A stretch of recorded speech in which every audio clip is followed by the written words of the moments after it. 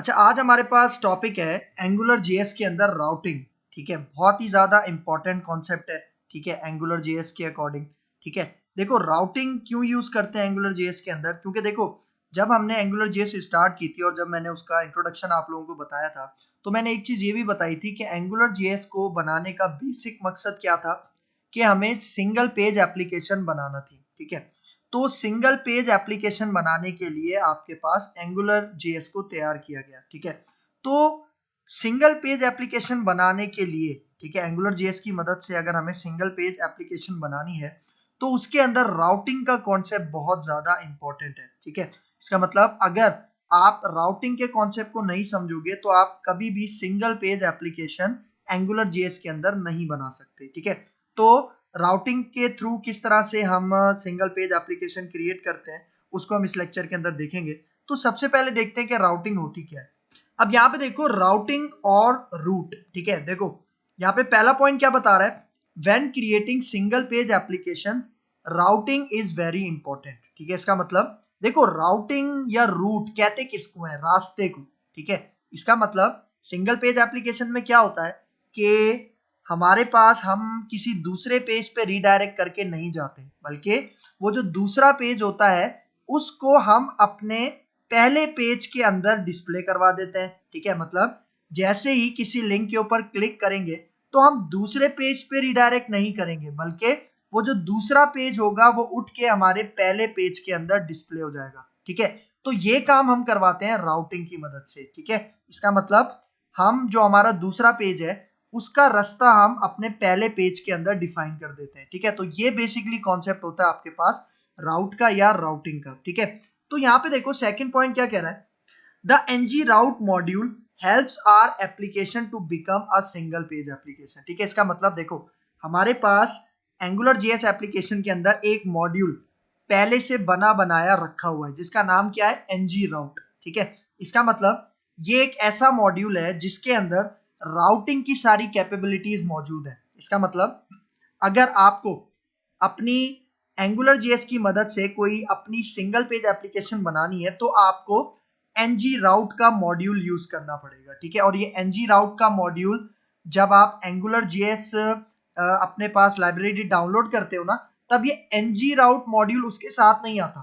ठीक है, ये आपको अलग से डाउनलोड करना पड़ेगा उसी की वेबसाइट से जहां से हमने एंगुलर जेएस की लाइब्रेरी को डाउनलोड किया था। ये अभी मैं बताता हूँ कैसे होगा। ठीक है, इसका मतलब अगर आपको एंगुलर जेएस एप्लीकेशन के अंदर सिंगल पेज एप्लीकेशन बनानी है तो आपको ये एनजी राउट का मॉड्यूल लाजमी चाहिए। ठीक है, फिर देखो थर्ड पॉइंट में क्या कह रहा है, it routes our application to different pages without reloading the entire page. इसका मतलब कि रूटिंग से होता क्या है, ठीक है, राउटिंग से या रूटिंग कह लो, इससे होता क्या है, इससे हमारे पास हम डिफरेंट पेजेस बनाते हैं। ठीक है, और वो जो डिफरेंट पेजेस होते हैं उनको एक ही पेज पे सिंगल पेज पे कॉल करवाते हैं।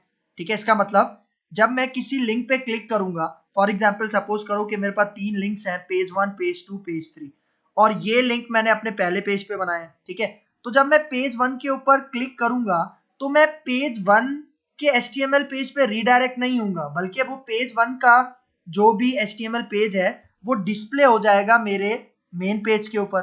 ठीक है, तो इस कॉन्सेप्ट के लिए हम यूज करते हैं राउटिंग का कॉन्सेप्ट एंगुलर जेएस के अंदर। ठीक है, इसका मतलब कि हम डिफरेंट पेजेस को अपने सिंगल पेजेस पे कॉल करवाते हैं विदाउट रीलोडिंग द एप्लीकेशन। ठीक है, और मतलब हमारी एप्लीकेशन भी रीलोड नहीं होती। ठीक है, मतलब एजेक्स टाइप की फीलिंग भी आती है। ठीक है, अब यहाँ पे देखो ये एक जिफ इमेज है जिससे मैं आपको समझाना चाह रहा हूँ। ठीक है, देखो यहाँ पे ये 2 लिंक्स है।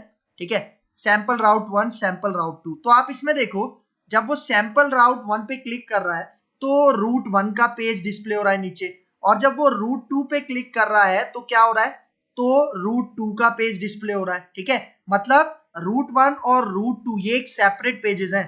ठीक है, जो कि हमारे सिंगल पेज के अंदर क्या हो रहे हैं, कॉल हो रहे हैं, डिस्प्ले हो रहे हैं। ठीक है, तो ये कॉन्सेप्ट हम इंप्लीमेंट करेंगे किसकी मदद से, राउटिंग की मदद से अपनी एंगुलर जेएस एप्लीकेशन में। ठीक है, तो यहां पे देखो क्या कह रहा है, to make our applications ready for routing we must include the Angular JS NG route module in additional to Angular JS. इसका मतलब देखो अगर हमें राउटिंग के कॉन्सेप्ट को यूज करना है तो मुझे एक मॉड्यूल यूज करना पड़ेगा जिसका क्या नाम है, एनजी राउट। ठीक है। और ng route मॉड्यूल जिस तरह मैंने अभी बताया कि ये एंगुलर JS की लाइब्रेरी जब हमने डाउनलोड की थी तो उसके साथ बाय डिफॉल्ट नहीं आता, मतलब इसको हमें अलग से क्या करना पड़ता है, डाउनलोड करना पड़ता है, ठीक है।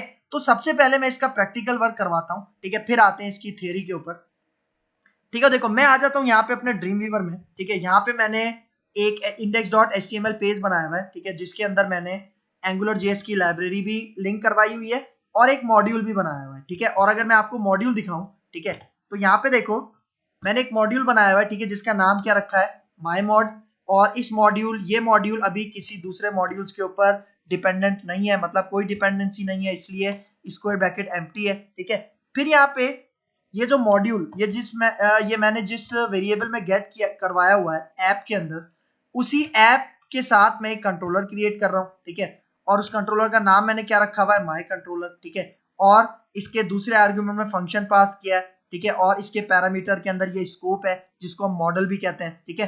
तो यहाँ पे देखो ये मैंने एक मॉड्यूल क्रिएट किया हुआ है और इसी मॉड्यूल को मैंने अपने इस HTML पेज पे इनिशियलाइज किया हुआ है, ठीक है। मैंने अपने मॉड्यूल का क्या नाम रखा था, मैंने अपने मॉड्यूल का नाम रखा था माई मॉड, और उसको मैं इसी index.html पे क्या कर रहा हूँ, अटैच कर रहा हूँ, ठीक है। और यहाँ पे ये जो बॉडी है इसके अंदर वो जो मेरा कंट्रोलर है माई कंट्रोलर, उसको मैंने अपने बॉडी के अंदर एम्बेड किया हुआ है, ठीक है। सही है। तो अब सबसे पहला काम मैंने क्या बताया, अगर हमें राउटिंग को इंप्लीमेंट करना है तो सबसे पहले मुझे वो जो हमारे पास ng राउट का मॉड्यूल है, ठीक है, उसको पहले मुझे डाउनलोड करना है। तो डाउनलोड कैसे करेंगे हम, ठीक है। देखो मैं आ जाता हूँ अपने गूगल में और यहाँ पे आके मैं लिखता हूँ एंगुलर जेएस, ठीक है, वही लिखेंगे जिस तरह हमने एंगुलर जेएस को डाउनलोड करने के लिए लिखा था, ठीक है। तो देखो यहाँ पे एंगुलर जेएस आ रहा है, पहला पहला लिंक, आप इसके ऊपर क्लिक करो, ठीक है। और यहाँ पे देखो, यहाँ पे आपको डाउनलोड एंगुलर जेएस का बटन नजर आ रहा होगा, इसके ऊपर क्लिक करो तो यहाँ पे एक मॉडल आपको नजर आ रहा होगा, ठीक है। भाई देखो जब हमने first time angular JS download किया था तो हमने यहाँ डाउनलोड पे क्लिक किया था, तो क्या हुआ था, एंगुलर जेएस का जो भी लेटेस्ट वर्जन था उसकी कंप्रेस फाइल हमारे पास डाउनलोड हो गई थी, ठीक है। लेकिन अब एंगुलर जेएस के अलावा मुझे राउटिंग का मॉड्यूल चाहिए, तो उसके लिए आप देखो यहाँ पे आपको नजर आ रहा होगा एक्स्ट्रास, यहाँ पे एक लिंक नजर आ रहा होगा आपको ब्राउज एडिशनल मॉड्यूल्स, ठीक है, क्योंकि मुझे ng राउट चाहिए और ng राउट एक एडिशनल मॉड्यूल है जो कि एंगुलर जेएस के साथ नहीं आता, ठीक है। तो देखो मैं इसके ऊपर क्लिक करता हूँ, ठीक है। तो यहाँ पे देखो ये आपको नजर आ रहे हैं ये, और आपके पास बहुत सारे एडिशनल मॉड्यूल्स हैं जो हम अपनी रिक्वायरमेंट के हिसाब से ऐड कर सकते हैं, ठीक है। मतलब ये एडिशनल मॉड्यूल्स हैं जो एंगुलर जेएस के साथ नहीं आते। तो यहाँ पे देखो, यहाँ पे आपको नजर आ रहा होगा एंगुलर राउट डॉट मिन डॉट जेएस, ठीक है। मिनिफाइड वर्जन है, मतलब कंप्रेस वर्जन है, मतलब लाइट वेट है, इसके अंदर कोई एक्स्ट्रा लाइन स्पेसेस नहीं है, ठीक है। तो मैं इसके ऊपर क्लिक करता हूँ, तो जैसे ही आप इसके ऊपर क्लिक करोगे देखो ये आपके पास किसका कोड आ गया है, ये जो राउटिंग से रिलेटेड ये जो फाइल है एंगुलर राउट डॉट मिन डॉट जेएस, ये आ गया।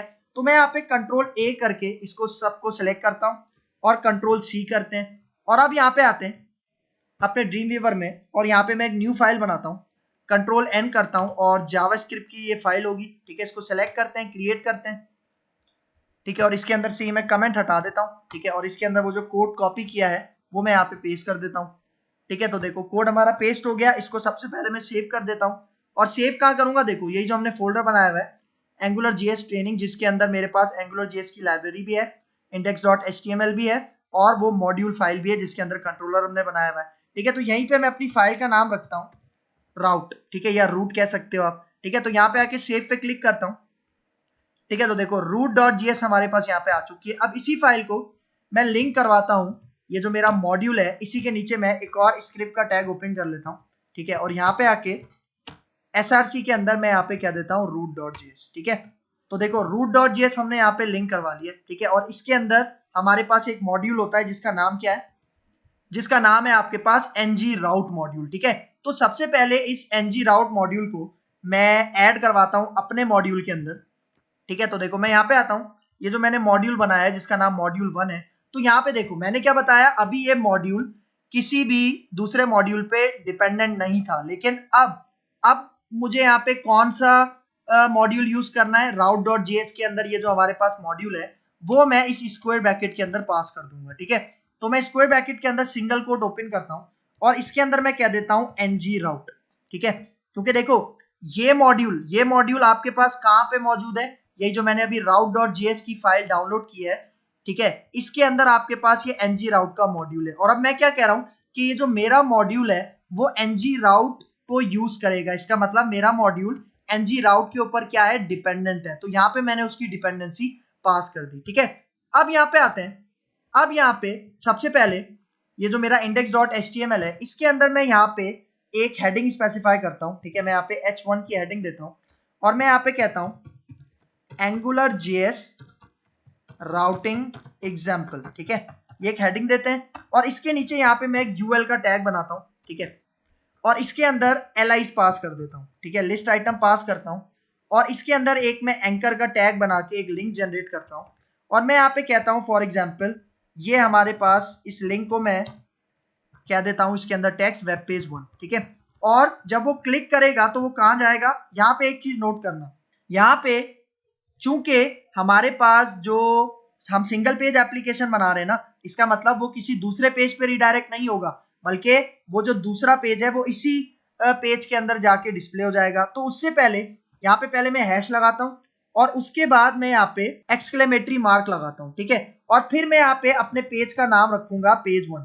ठीक है, इसी तरह के मैं यहाँ पे 2 और लिंक्स बना लेता हूँ। ठीक है, सही है, मैं यहाँ पे कहता हूँ वेब पेज 2 वेब पेज 3। ठीक है, और यहाँ पे भी मैं इसको कह देता हूँ पेज 2 और पेज 3। इसका मतलब देखो, अगर मैं यहाँ पे ये हैश और एक्सक्लेमेटरी मार्क नहीं लगाता तो इसका क्या मतलब है, जब मैं इस लिंक के ऊपर क्लिक करता तो किसी और पेज पे रिडायरेक्ट हो जाते। लेकिन अब किसी और पेज पे मुझे रिडायरेक्ट नहीं होना, बल्कि जब मैं क्लिक करूंगा, ठीक है, मतलब मैं इन तीनों में से किसी भी लिंक के ऊपर क्लिक करूंगा तो इसी लिस्ट के नीचे, ठीक है, इसी लिस्ट के नीचे फॉर एग्जाम्पल यहाँ पे मैं एक डिव बनाता हूं। ठीक है, सही है, मतलब मैं अगर वेब पेज 1 के ऊपर क्लिक करूंगा तो वो जो भी पेज 1.html होगा वो इस डिव के अंदर डिस्प्ले हो जाएगा।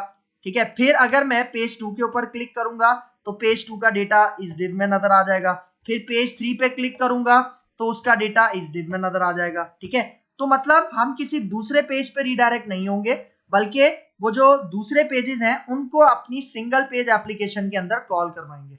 ठीक है, तो ये काम यहाँ पे करना लाजमी है, मतलब हैश और एक्सक्लेमेटरी मार्क आपको यहाँ पे लाजमी लगाना है। ठीक है, तो अब मैं यहाँ पे आता हूँ, इसको सेव करते हैं। ठीक है, अब मैं आ जाता हूँ अपने मॉड्यूल में। ठीक है, और यहाँ पे देखो, ये जो मैं अभी आपको बता रहा हूँ कि जब मैं पेज 1 के ऊपर क्लिक करूंगा तो पेज 1 ओपन हो जाएगा। ठीक है, तो ये तीनों पेजेस अभी तक मैंने बनाए नहीं है। ठीक है, तो सबसे पहले इन पेजेस को मैं बना लेता हूँ अपने इसी फोल्डर के अंदर। ठीक है, तो देखो ये मेरा फोल्डर है जिसका नाम AngularJS ट्रेनिंग रखा हुआ है। इसी के अंदर रूट की भी फाइल है, मॉड्यूल की भी है, AngularJS की भी है। तो यहाँ पे मैं एक फोल्डर बना लेता हूँ। ठीक है, मैं एक फोल्डर बनाता हूँ और इसका नाम मैं यहाँ पे क्या देता हूँ, व्यूज। ठीक है, क्योंकि सारे व्यूज इसी के अंदर स्टोर होंगे, क्योंकि आपको पता है AngularJS के अंदर हम MVC का कॉन्सेप्ट यूज करते हैं और जितने भी पेजेस होते हैं HTML पेजेस उसको व्यूज कहा जाता है। ठीक है, ठीक है, तो यहाँ पे आता हूँ मैं। अब इस व्यूज के फोल्डर के अंदर मैं मल्टीपल पेजेस बना लेता हूँ। ठीक है, तो मैं यहाँ पे आता हूँ, सबसे पहले मैं यहाँ पे कंट्रोल N करता हूँ और एक HTML का पेज लेता हूँ। ठीक है, और इसके अंदर जितना भी कोड है इसको मैं यहाँ से रिमूव कर देता हूँ। ठीक है, कंट्रोल S करता हूँ और यहाँ पे देखो ये जो मेरा व्यूज का फोल्डर है इसके अंदर मैं यहाँ पे अपनी फाइल का नाम कहता हूँ page1.html। ठीक है, इसको सेव करते हैं और यहाँ पे मैं h1 का टैग बनाता हूँ और मैं यहाँ पे कहता हूँ दिस इज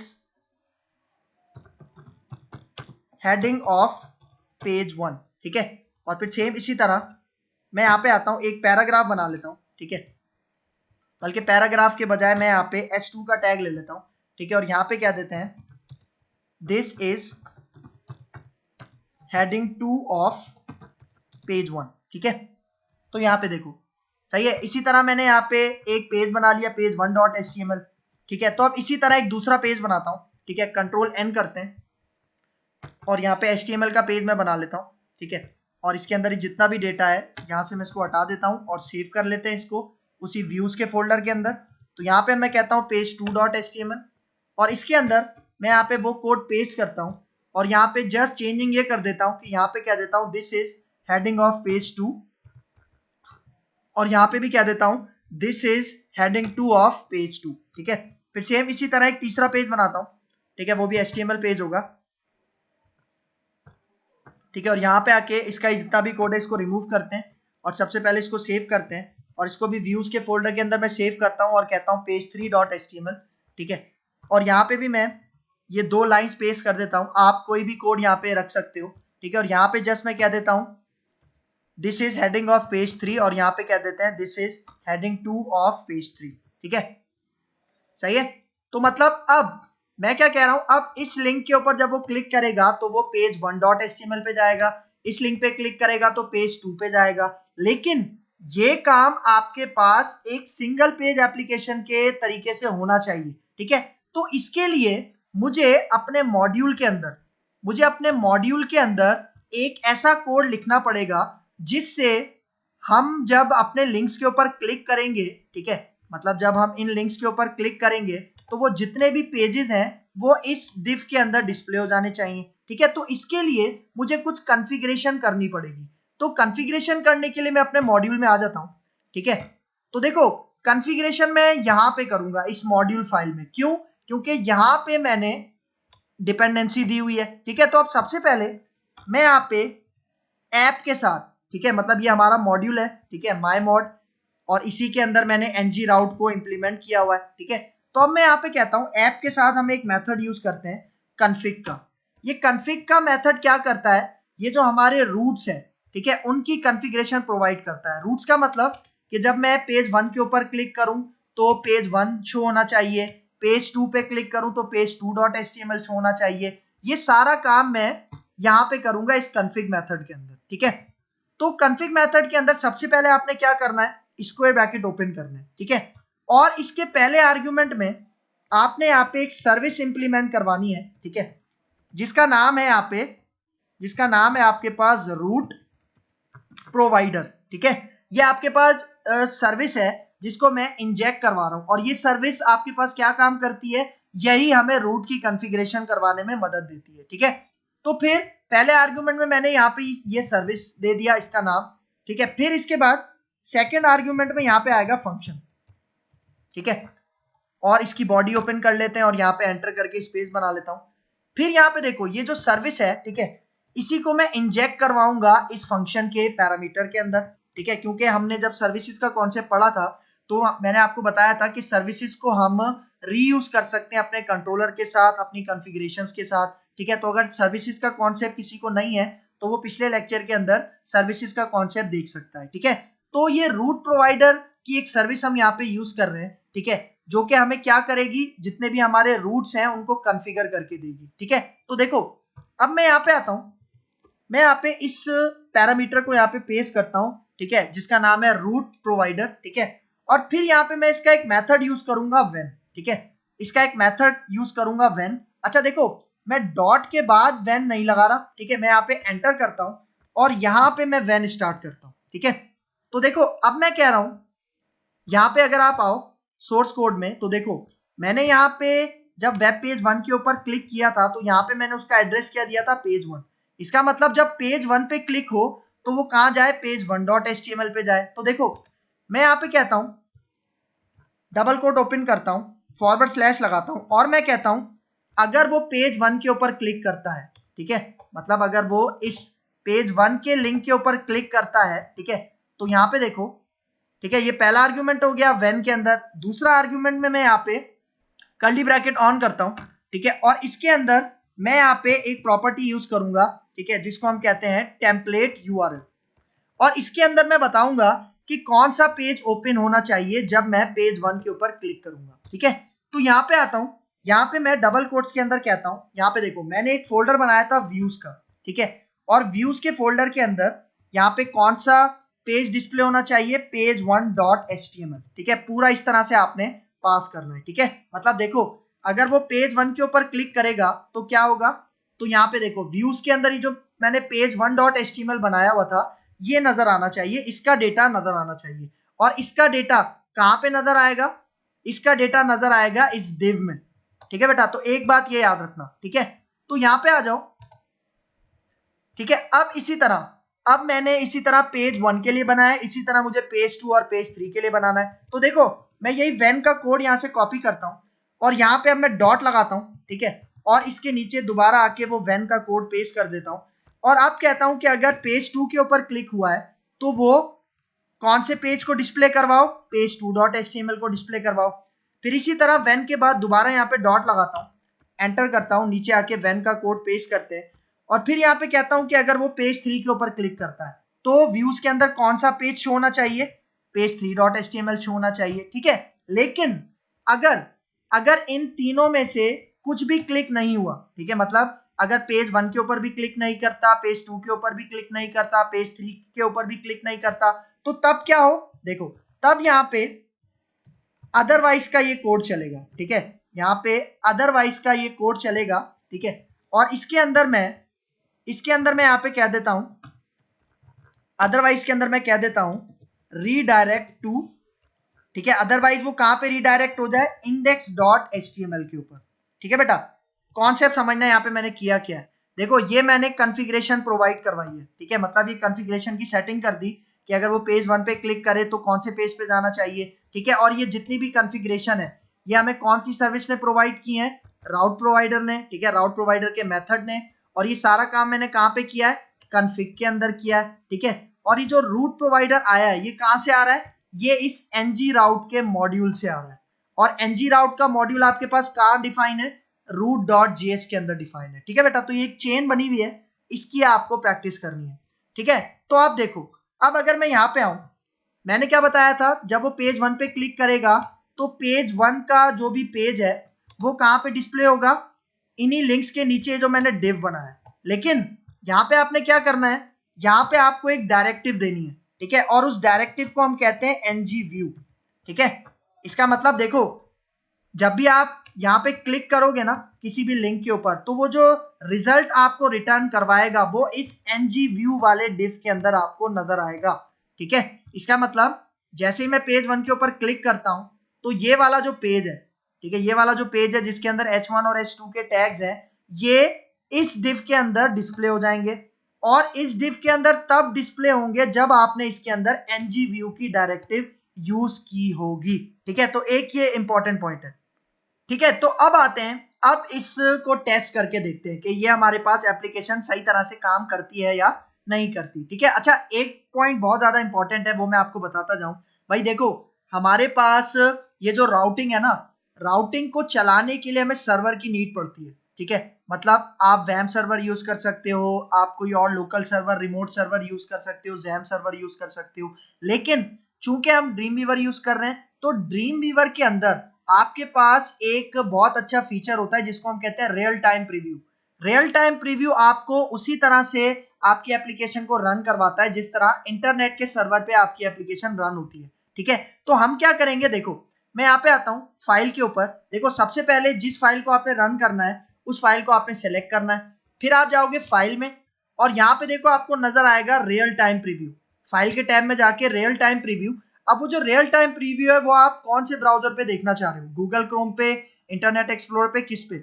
मैं कहता हूं कि मुझे गूगल क्रोम पे देखना है, ठीक है। तो देखो जैसे ही मैं गूगल क्रोम पे क्लिक करूंगा तो आप रिजल्ट देखना, ठीक है। देखो मैं थोड़ा इसको जूम कर देता हूं, ये देखो आपको 3 लिंक्स नजर आ रहे हैं, web page 1, web page 2, web page 3। तो देखो अगर मैं वेब पेज 1 पे क्लिक करता हूं तो वो जो डेटा आएगा वो कहाँ आएगा, नीचे मैंने एक डिव बनाया हुआ था ngview वाला। तो देखो अब अगर मैं इसके ऊपर क्लिक करता हूं तो देखो डेटा रिट्रीव हो रहा है, this is heading of page 1, this is heading 2 of page 1। Same इसी तरह अगर मैं वेब पेज 2 के ऊपर क्लिक करूं तो देखो कौन सा पेज आ गया आपके पास, this is heading of page 2, this is heading 2 of page 2। इसी तरह 3 पे क्लिक करूं, ठीक है, तो देखो पेज 3 आ गया, यहाँ पे भी पेज 3 आ गया। मतलब बिल्कुल सही तरीके से हमारे पास ये राउटिंग काम कर रही है, ठीक है।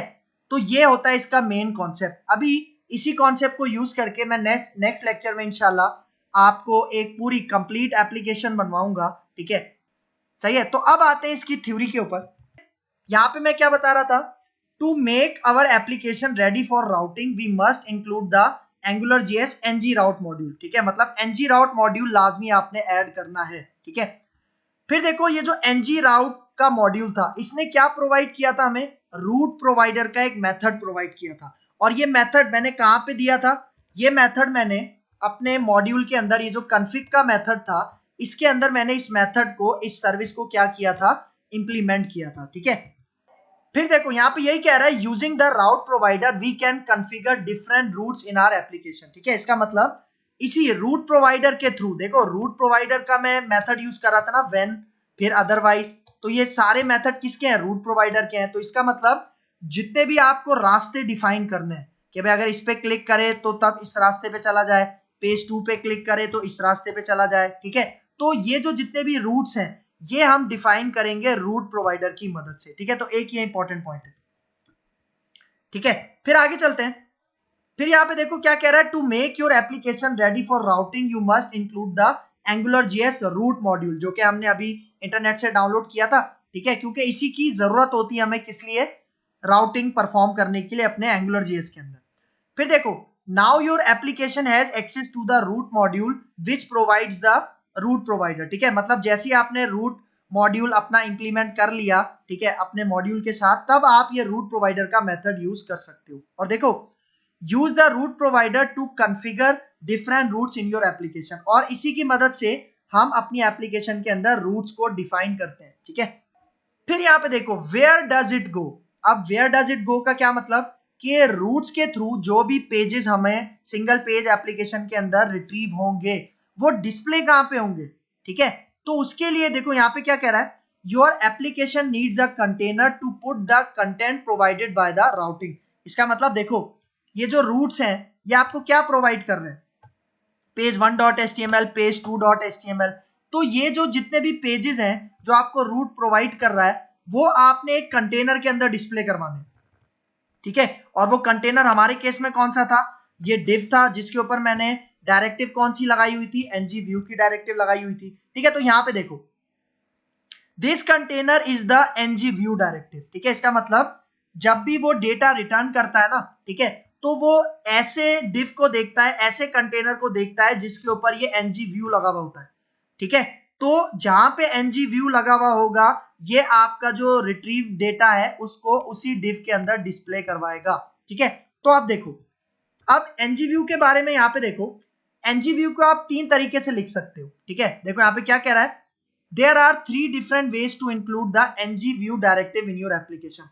एक तो पहला तरीका है जो हमने यूज किया था, ठीक है, div यूज किया था, उसके अंदर ये हमने डायरेक्टिव लगा दी थी। फिर आप इस तरह से भी यूज कर सकते हो, मतलब आप ngview का पेयर टैग बना लो। किस तरह से, देखो मैं यहाँ पे आता हूं, मैं ये हटाता हूं div, ठीक है, मैं यहाँ पे कहता हूं, ठीक है, मैं यहाँ पे ngview, ठीक है, ngview का पेयर टैग बना लेता हूं इस तरह से। ठीक है, तो अब क्या होगा, वो जितना भी पेज 1 पेज 2 जो आपके पास रिट्रीव होंगे वो इस जगह पे रिट्रीव होंगे। ठीक है, तो देखो मैं इसको सेव करता हूं, ठीक है, और यहीं पे आ जाते हैं। ठीक है, ये हमारा रियल टाइम प्रीव्यू में रन हो रहा है। ठीक है, देखो अब अगर वेब पेज 1 पे क्लिक करूं तो देखो उसी तरह से डेटा आ रहा है, वेब पेज 2 पे क्लिक करो उसी तरह से डेटा आ रहा है, 3 पे क्लिक करो उसी तरह से डेटा आ रहा है। ठीक है, तो ये था दूसरा तरीका। फिर तीसरा तरीका क्या है कि आप div ओपन करो और ये ngview को एज अ क्लास प्रोवाइड कर दो।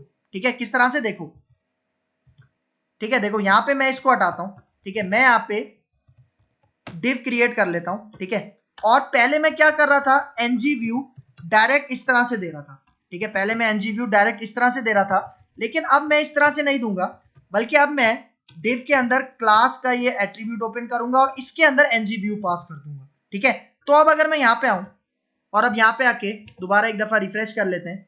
ठीक है, तो देखो अब अगर मैं इसके ऊपर क्लिक करूं तो देखो अब सेम उसी तरह से आ रहा है। ठीक है, देखो वेब पेज 2 आ गया और पेज 3 आ गया। ठीक है, मतलब देखो इसी तरह से आप क्या कर सकते हो, इसी तरह से इस ngview को अपने कंटेनर के अंदर लगा सकते हो। अब चाहे वो div हो, सेक्शन हो, हेडर हो, फुटर हो, वो आपके ऊपर डिपेंड करता है। ठीक है, तो तीन तरीके यहाँ पे इसके ये हैं। फिर यहाँ पे देखो रूट प्रोवाइडर के बारे में कुछ और बता रहा है, define the route provider using the config method of your application. इसका मतलब रूट प्रोवाइडर को आप किसके अंदर यूज करोगे, कॉन्फिग के मेथड के अंदर यूज करोगे। ठीक है, जिस तरह हमने यहाँ पे आप देखो कि हमने ये जो रूट प्रोवाइडर था ये किसके अंदर यूज किया था, कॉन्फिग मेथड के अंदर यूज किया था। ठीक है, फिर देखो second point, work registered in the config method will be perform when the application is loading. इसका मतलब कॉन्फिग मेथड के अंदर जो भी आपने काम रजिस्टर किया होता है, ठीक है, मतलब जो भी काम किया होता है वो कब एग्जीक्यूट होता है, कब परफॉर्म होता है, जब आपकी एप्लीकेशन लोडिंग के अंदर होती है, एग्जीक्यूशन के अंदर होती है। ठीक है बेटा, तो एक इसका ये पॉइंट है। अच्छा फिर आ जाओ, यहाँ पे हमारे पास दो कॉन्सेप्ट और है राउटिंग के अंदर, एक है टेम्पलेट यूआरएल और एक है टेम्पलेट। भाई देखो अभी मैंने यहाँ पे क्या यूज किया था, टेम्पलेट यूआरएल यूज किया था। टेम्पलेट यूआरएल का मतलब कि भाई मैं कह रहा हूं ये टेम्पलेट मुझे आपने रिटर्न करवाना है, ठीक है, और उसका यूआरएल मैंने यहाँ पे पास कर दिया। लेकिन अगर मैं यहाँ पे जस्ट टेम्पलेट पास करूं तो इसके अंदर हम पता है क्या भेज सकते हैं, देखो इस तरह इसके अंदर फॉर एग्जाम्पल मैं क्या देता हूं, H1 का टैग ओपन कर रहा हूं, ठीक है, और इसके अंदर मैं यहाँ पे क्या देता हूं, for example welcome to Angular JS routing, ठीक है। मतलब देखो डिफरेंस समझना, टेम्पलेट यूआरएल के अंदर हम किसी पेज का यूआरएल दे रहे थे जो हमें डिस्प्ले करवाना था, रिटर्न करवाना था, लेकिन टेम्पलेट के अंदर हमने HTML का कोड पास कर दिया, ठीक है। अब वो कोड आपके पास जितना बड़ा भी हो, ठीक है, वो आपके ऊपर डिपेंड करता है। मैंने जस्ट यहाँ पे H1 ऐड कर दिया है, ठीक है। तो देखो अब अगर मैं यहाँ पे आके सेव करूं और अब अगर मैं यहाँ पे आके देखो पेज 1 के ऊपर क्लिक करता हूं तो देखो अब क्या नजर आ रहा है आपको, welcome to Angular JS routing नजर आ रहा है, जो कि एक टेम्पलेट है, ठीक है। लेकिन अगर मैं वेब पेज 2 में जाऊं तो ये टेम्पलेट यूआरएल की मदद से आपको सेकंड पेज रिट्रीव करके दे रहा है, ठीक है। तो ये आपके पास बेसिकली डिफरेंस है टेम्पलेट में और टेम्पलेट यूआरएल में। तो अब अगर यहाँ पे आप इसकी थ्योरी देखो क्या कह रहा है, template URL returns the URL of the HTML page. मतलब ये क्या रिटर्न करता है, ये आपको एक HTML पेज रिटर्न करता है जिसका यूआरएल आप इसके अंदर देते हो। लेकिन अगर मैं टेम्पलेट की बात करूं, टेम्पलेट रिटर्न सम टेम्पलेट और combination of elements as a template, ठीक है। मतलब कोई कॉम्बिनेशन ऑफ एलिमेंट्स हो सकता है। इसका मतलब अभी यहाँ पे मैंने कॉम्बिनेशन ऑफ एलिमेंट्स तो नहीं दिया, मैंने यहाँ पे जस्ट एक एलिमेंट दिया है, कौन सा, H1 का। लेकिन आप कॉम्बिनेशन ऑफ एलिमेंट भी यहाँ पे बना के एज अ टेम्पलेट रिटर्न करवा सकते हो, जो आपको कहाँ पे नजर आएगा, आपके इस ng व्यू के डायरेक्टिव के अंदर आपको नजर आएगा, कंटेनर के अंदर नजर आएगा, ठीक है बेटा। ठीक है, तो ये आपके पास कॉन्सेप्ट था राउटिंग इन एंगुलर जेएस। क्लियर है यहाँ तक?